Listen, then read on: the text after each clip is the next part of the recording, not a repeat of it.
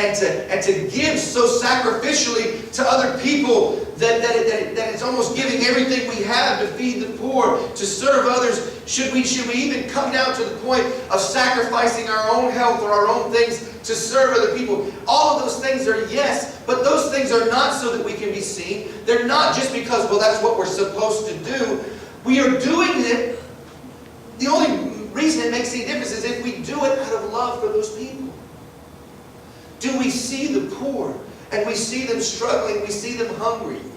Do our hearts ache for them to the point that we would go into our own homes and say, well, I'm not going to have much this week, but I'll give you some of what I got, and I'll just eat 1 or 2 meals a day instead of 3.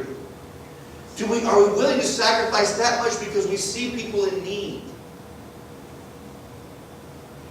Serving people is wonderful, and I want us to serve people. God desires, that's what He did when He came.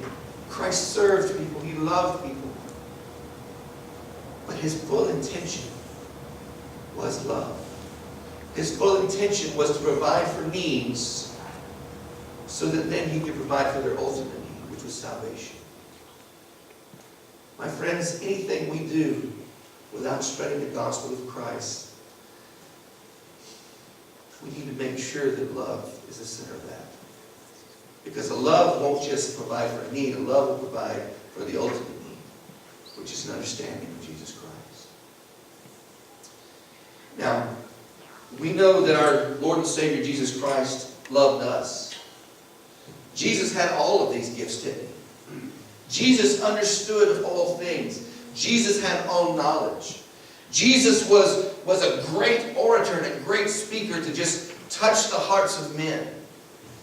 Jesus was, had the faith and the power to move mountains, to heal, to do all that He needed to do. Jesus had all of these things, but the one and most important thing He had was a love for the people that led to the point of Him giving His body and His blood as a sacrifice for us. To bring us salvation. We were dead to God. We were separated from Him by this gulf of sin. And the only thing that would satisfy that was death itself. Death meaning an eternity separate from God. We could never be with Him again. We've broken that. There's nothing we can do about it. But God loved us so much that He sent His one and only Son, that whosoever would just believe in Him would not perish, but have eternal life. This is the salvation that Jesus has given us. And this is what we celebrate today.